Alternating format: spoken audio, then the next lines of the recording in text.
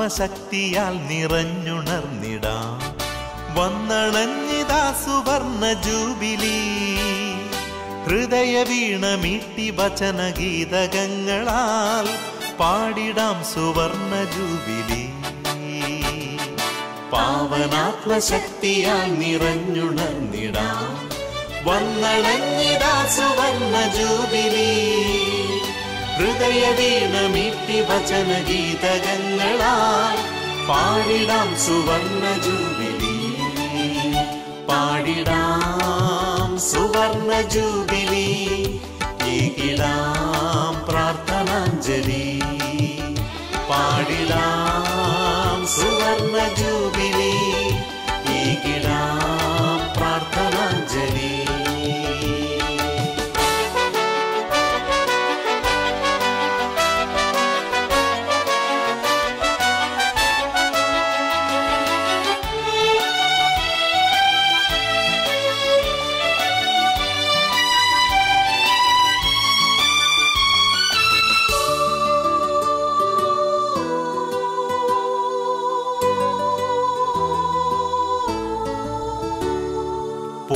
കാലങ്ങളിൽ ദൈവം നൽകിയ നന്മകൾക്കു നന്ദിയേകിടാം. അവിടുത്തെ പാതയിൽ നീങ്ങാതെ വന്നതാ വീഴ്ചകൾക്കു മാപ്പിറങ്ങിടാം. 5 പതിറ്റാണ്ടുകൾക്കു മുമ്പുണർന്നതാം വചനദീപനാള ശോഭ പുൽകി. പുത്രനാം കരുത്തു നേടിയ സോദര കർത്താവിൻ സ്നേഹ സാക്ഷ്യമേകി. പാടിടാം സുവർണ ജൂബിലി. ഏകിടാം പ്രാർത്ഥനാഞ്ജലി. പാടിടാം സുവർണ ജൂബിലി. ഏകിടാം പ്രാർത്ഥനാഞ്ജലി.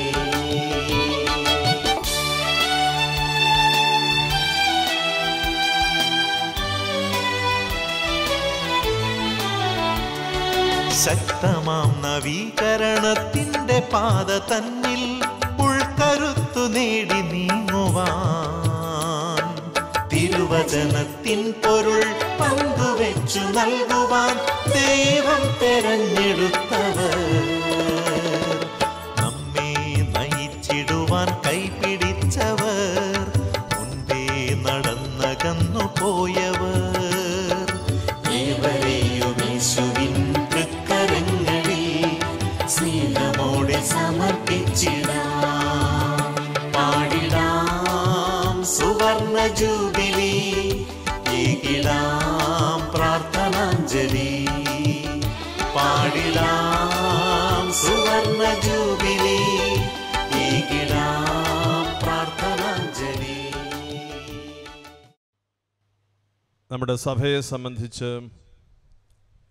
പരിശുദ്ധാത്മാവ് നൽകുന്ന കൃപയാണ് ശക്തമായി പ്രതികൂല സാഹചര്യങ്ങൾക്കിടയിലും ദൗത്യം നിർവഹിച്ച് ലോകത്ത് സാക്ഷ്യം നൽകി മുൻപോട്ട് പോകുന്നതിന് സഭയെ ശക്തമാക്കുന്ന ഏറ്റവും വലിയ ഘടകം. പരിശുദ്ധാത്മാവിൻ്റെ കൃപയാണ് സഭയെ സഭയാക്കി നിലനിർത്തുകയും അത് പരിപോഷിപ്പിക്കുകയും ചെയ്യുക.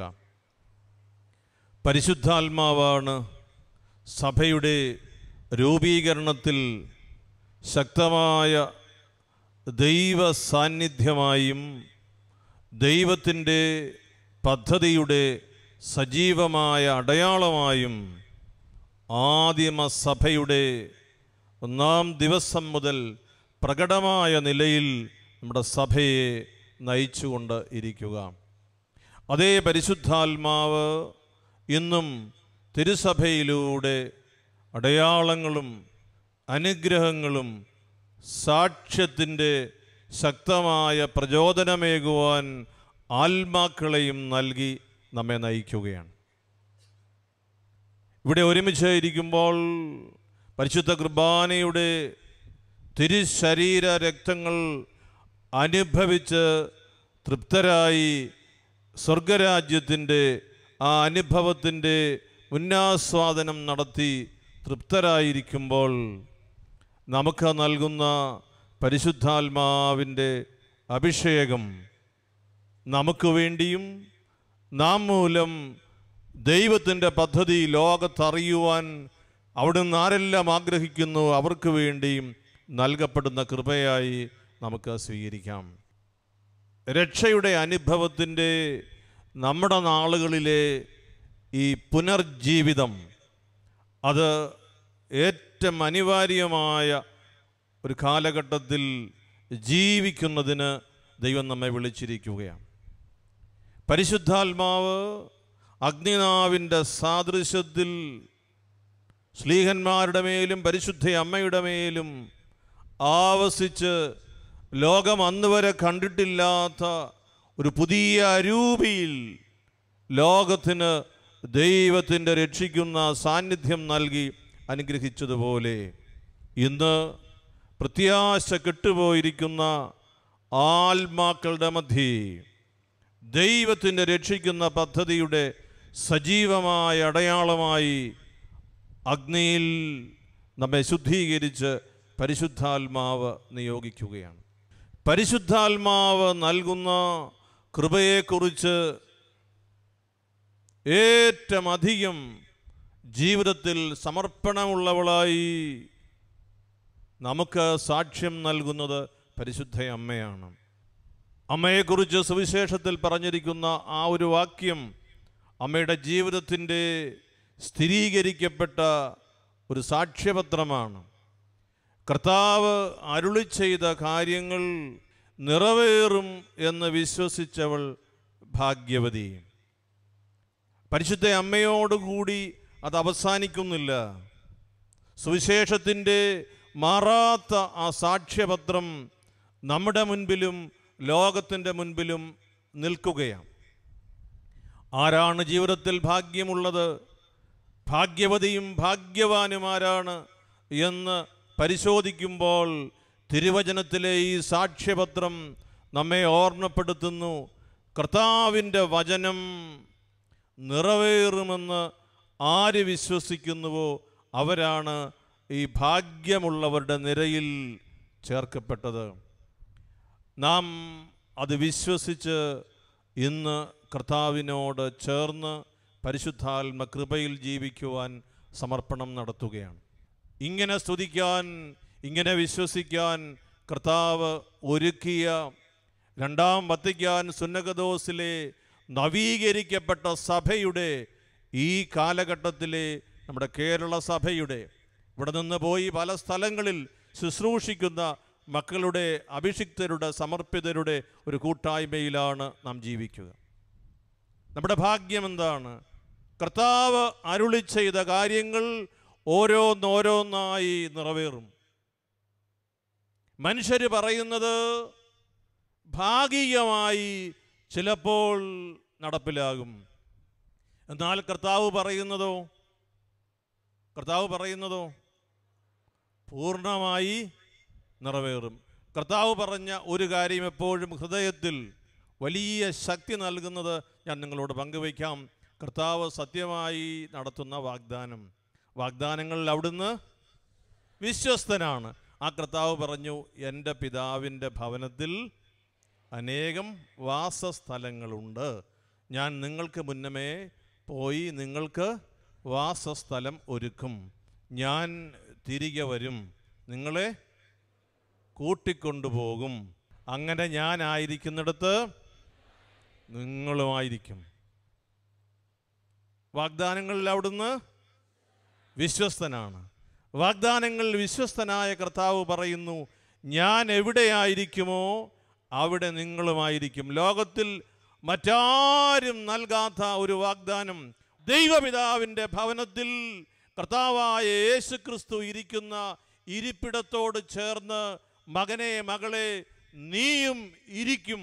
ഞാൻ ആ വാസസ്ഥലം ഒരുക്കാൻ പോകുന്നു, ഞാൻ വന്ന് നിങ്ങളെ കൂട്ടിക്കൊണ്ടുപോകും. കർത്താവ് നൽകിയ ഈ വാഗ്ദാനമാണ്. മരണത്തിൻ്റെ മുമ്പിൽ നാം ഭയപ്പെടാതെ നിൽക്കുക, രോഗത്തിൻ്റെ മുൻപിൽ നാം ക്ലേശിക്കാതെ നിൽക്കുക, ലോകം നൽകുന്ന പരീക്ഷണങ്ങളുടെ മുൻപിൽ നാം പതറിപ്പോകാതെ ഇരിക്കുക.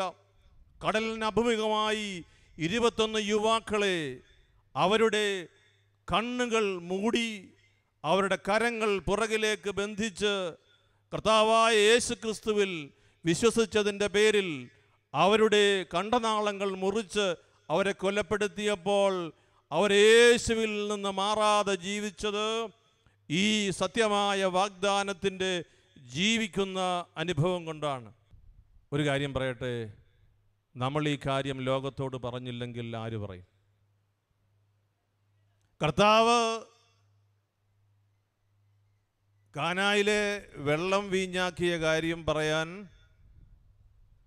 ചരിത്രകാരന്മാരും പണ്ഡിതന്മാരും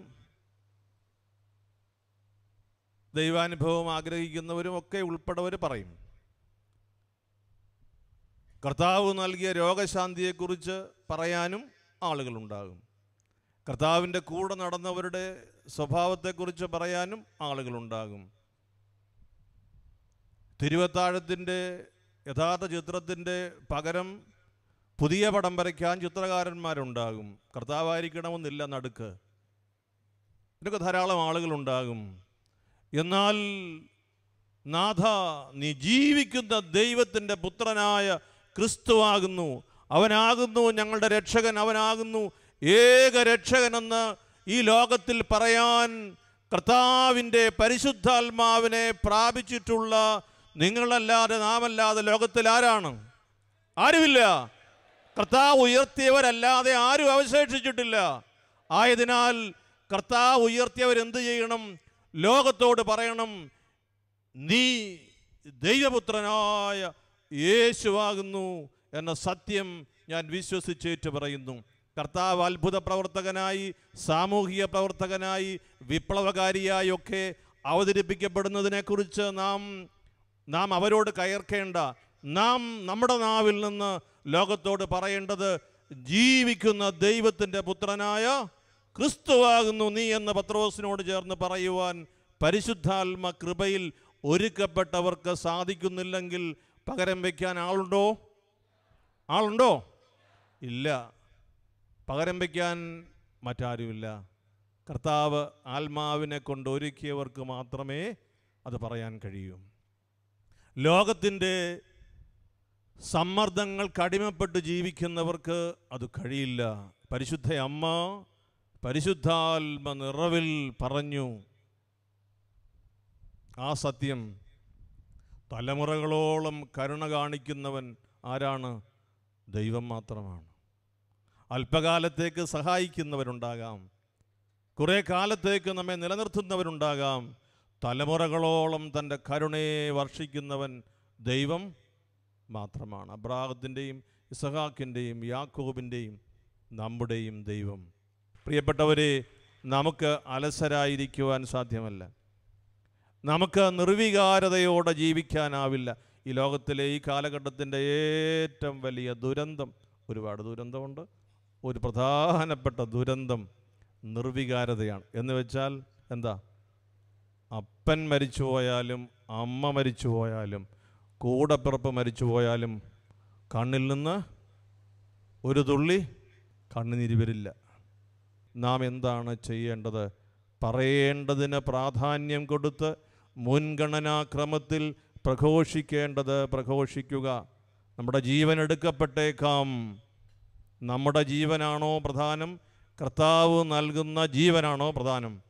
നമുക്ക് ലോകത്തോട് പറയാനുള്ളത് ഏറ്റവും പ്രധാനപ്പെട്ട സുവിശേഷ ഭാഗം, അവൻ ദൈവപിതാവ് നമ്മുടെ രക്ഷയ്ക്കായി നൽകിയ കർത്താവായ യേശു ക്രിസ്തു, അവിടുത്തെ പ്രിയപുത്രൻ, അവൻ രക്ഷകൻ, എൻ്റെ കർത്താവ്, ജീവിക്കുന്ന ദൈവത്തിൻ്റെ ഏകപുത്രൻ. ഇതാണ് ഏറ്റവും അടിസ്ഥാനപരമായി വിശ്വസിക്കുന്ന ആത്മാക്കൾ ഇന്ന് ലോകത്തോട് പറയേണ്ടത്. കാരണം ലോകം രക്ഷകരെ തേടുകയാണ്. ആര് രക്ഷിക്കുമെന്ന സത്യമായ ചോദ്യം ചോദിക്കുകയാണ്. ആത്മാവിൻ്റെ കൃപാദാനങ്ങൾ പ്രാപിച്ചിട്ടുള്ള നമുക്ക് പരിശുദ്ധ അമ്മയോട് ചേർന്ന് ലോകത്തോട് പറയണ്ടേ, അവൻ പറയുന്നത് അതുപോലെ നടക്കും.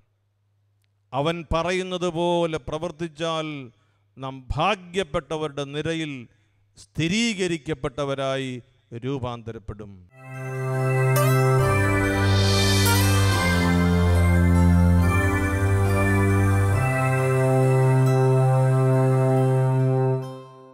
ഞാൻ 1987 കൊളുത്തുവയിൽ ഒരു ധ്യാനത്തിൽ സംബന്ധിച്ചു, കരിസ്മാറ്റിക് ധ്യാനം.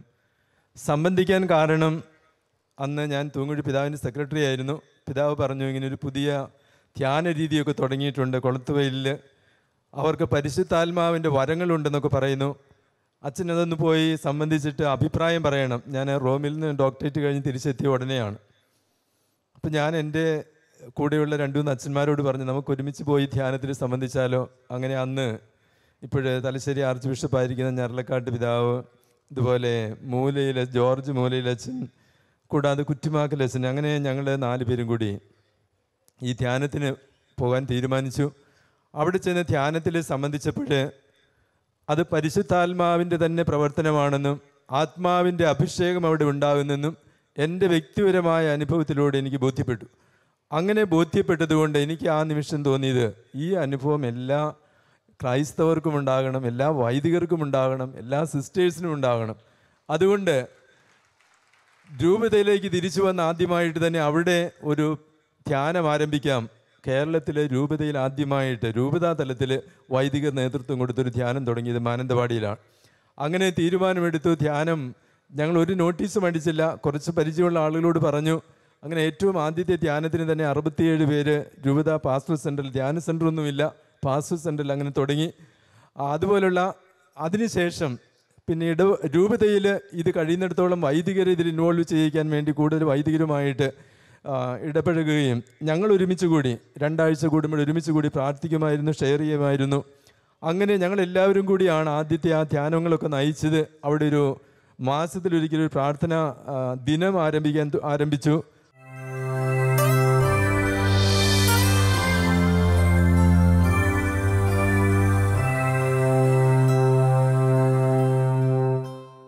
ഞാൻ നവീകരണത്തേക്ക് വന്നത് ഒരു പ്രത്യേക ധ്യാനം കൂടിയുള്ള അനുഭവത്തിൻ്റെ പേരിലായിരുന്നില്ല. 1988 ഞാൻ വൈദികനായത്. അതിനുശേഷമുണ്ടായിരുന്ന 2-3 ഇടവകൾ അസിസ്റ്റന്റ് വികാരിയായിരുന്നു. വാഴത്തോപ്പ് ഇടവകയിൽ ഫുർണപ്പള്ളി ഞാൻ അസിസ്റ്റൻ്റായിട്ട് വരുമ്പോൾ ബഹുമാനപ്പെട്ട ഷാജു വൈക്കത്തുമ്പൽ സാറൊക്കെ ഉള്ള ഒരു പ്രയർ ഗ്രൂപ്പിൽ പോകാനിടയായി. പലപ്പോഴും ആ പ്രയർ ഗ്രൂപ്പിനെ വല്ലാതെ ആകർഷിക്കാനിടയായി. അതുവരെ നവീകരണത്തെ അല്പം സംശയത്തിൽ നോക്കിയിരുന്ന എനിക്ക് നവീകരണം കൊണ്ട് എന്താണ് സംഭവിക്കുന്നതെന്ന് ബോധ്യമായപ്പോൾ തുടർന്ന് വരുന്ന ഒരിടവിൽ ഞാൻ വികാരിയായിരുന്നപ്പോൾ പ്രയർ ഗ്രൂപ്പുമായി ഒരു പടി കൂടി അടുത്തിടപെടാനിടയായി. അതിനുശേഷം ഞാൻ എൻ്റെ ഞായറാഴ്ച പ്രസംഗങ്ങൾ പോലും അന്നത്തെ ആ പ്രയർ ഗ്രൂപ്പിലെ ആളുകളുമായി ചർച്ച ചെയ്ത് തലേ ദിവസം ആ ബൈബിൾ വചനം ഞാൻ വായിച്ചു കേൾപ്പിക്കും. അപ്പോൾ അവർക്ക് കിട്ടുന്ന ഫീല്, ആ വചനത്തെക്കുറിച്ചുള്ള അവരുടെ മനോഭാവങ്ങൾ, തോന്നിപ്പുകൾ എന്നുമായി പങ്കുവയ്ക്കും.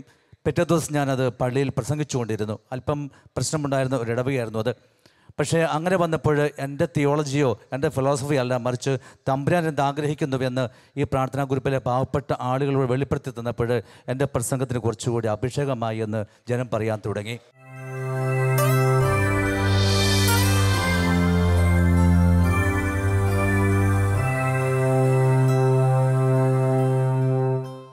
കർത്താവിനോട് കൂടി ചേർന്ന് നിന്നാൽ കർത്താവ് നിന്നോടും കൂടി ചേർന്ന് നിൽക്കും. ഒരു വചനം യാക്കോബ് 4:8. കാരണം എനിക്ക് സന്തോഷമില്ലെങ്കിൽ വേറെ ആൾക്ക് കൊടുക്കാൻ കഴിയില്ല. എൻ്റെ ഉള്ളിലൊരു ഈശോ ഇല്ലെങ്കിൽ എനിക്ക് വേറെ ആൾക്ക് പകർന്നു കൊടുക്കാനും കഴിയില്ല.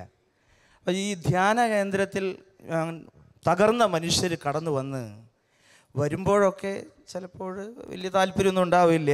ചിലപ്പോൾ ഭാര്യ തള്ളിയും ഉന്തിയും അങ്ങനെ അവിടെ കൊണ്ടാക്കും. അല്ലെങ്കിൽ മാതാപിതാക്കൾ പരസ്പരം മത്സരിച്ച് മക്കളെ കൊണ്ടാക്കും. അച്ഛൻ നേരെ ആക്കണം കേട്ടോ അച്ഛോ. 18 വയസ്സായ പയ്യനെ 18 വർഷം വീട്ടിലുണ്ടായിട്ട് നേരെയാക്കാൻ പറ്റാതെ 3 ദിവസത്തെ ധ്യാനത്തിന് 4 ദിവസത്തെ ധ്യാനത്തിന് ഇവിടെയാണ് നേരെയാക്കേണ്ടത്. അപ്പോൾ അച്ഛൻ നോക്കിക്കോളോ എന്നും പറഞ്ഞ് അവരിപ്പം ഇവരിങ്ങനെ വളരെ സ്ട്രോങ് ആയിട്ട് ഇങ്ങനെ നിൽക്കുന്ന അവസരത്തിൽ നമ്മുടെ ബലമല്ല എന്ന് ഞാൻ തിരിച്ചറിഞ്ഞു. വെറും 72 മണിക്കൂറും 100 മണിക്കൂർ കൊണ്ടും നമ്മുടെ വീട്ടിലുള്ള പ്രശ്നങ്ങളെ കർത്താവ് നേരെയാക്കുന്ന സ്ഥലമാണ് ഒരു ധ്യാന കേന്ദ്രം. ധ്യാന കേന്ദ്രത്തിലെ നിസ്സാര മണിക്കൂറിനുള്ളിൽ ദൈവം അവരെ സ്പർശിച്ച് സന്തോഷത്തോടെ ഒരു നവീകരണ അനുഭവത്തോടെ അവർ തിരിച്ചു പോകുന്നത് കാണുമ്പോൾ ഉള്ള ഒരു വലിയൊരു ആത്മാവിൻ്റെ ഒരു ആനന്ദമുണ്ട്. അതാണ് ഈ അൽമായരോട് കൂടി ഇത്ര ചേർന്ന് നിൽക്കാൻ എന്നെ പ്രേരിപ്പിക്കുന്നത്. പ്രിയമുള്ളവരെ, എൻ്റെ പട്ടം കിട്ടിയിട്ട് 18ാമത്തെ വർഷമാണ്. 2 വർഷം കഴിഞ്ഞപ്പോൾ ഒരു മല സൈഡിലൊരു ഇടവകയിൽ ചെന്നു. അവിടെ ഒരു ദേവാലയ നിർമ്മാണം വേണ്ടി വന്നു. കാരണം 45 പേർക്കൊരു ദേവാലയമായിരുന്നു. അത് ഞാൻ ചെല്ലുമ്പോൾ 250 പേരായി. അപ്പോൾ പൈസ വേണം എന്തിനും. കാരണം സെർമൺ ഓൺ മൗണ്ട് മാത്രമല്ല, സെർമൺ ഓൺ എമൗണ്ടും കൂടി ഉണ്ടെന്ന് ഞാൻ അന്നാ പഠിച്ചേ. അപ്പം മലയിലെ പ്രസംഗം മാത്രമല്ല, ഈ പ്രസംഗം ആവശ്യം. അപ്പോൾ അവിടെ ചെന്നപ്പോൾ പാവപ്പെട്ട മനുഷ്യരാണ്. 45 പേർക്ക് വേണ്ടി പണിത പള്ളിയിൽ 250 കുടുംബക്കാർക്ക് താമസിക്കാൻ പറ്റാണ്ടായപ്പോൾ എൻ്റെ ബുദ്ധിയിൽ ഞാൻ ചിന്തിച്ചു, എനിക്ക് മുമ്പുള്ള ഒരു ലോട്ടറി ടിക്കറ്റൊക്കെ അടിച്ചു.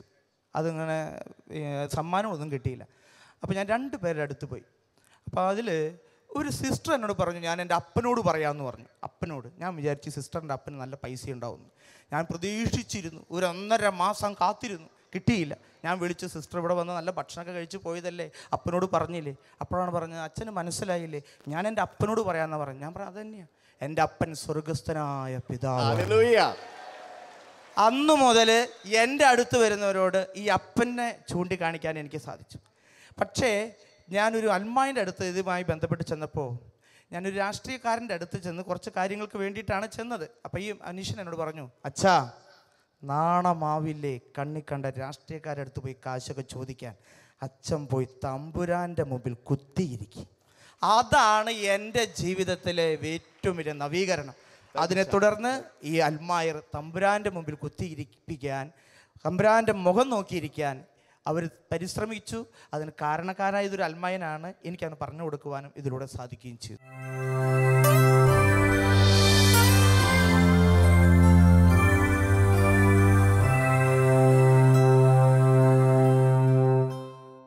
ഞാൻ എൻ്റെ എളിയ ശുശ്രൂഷ ചെയ്തുകൊണ്ടിരുന്നപ്പോൾ ഈ രാഷ്ട്രീയ രംഗത്തും അതുപോലെ റിട്ടയേർഡ് ആക്കായിട്ടുള്ള ആൾക്കാരെയൊക്കെ ഒന്ന് സംഘടിപ്പിച്ച് ഫ്രണ്ട്സ് ഓഫ് റിന്യൂവൽ, അവർക്ക് എല്ലാ ആഴ്ചയിലും 1 മണിക്കൂർ ഒരുമിച്ച് കൂടി പ്രാർത്ഥിക്കാൻ സമയം കിട്ടിയെന്ന് വരില്ല.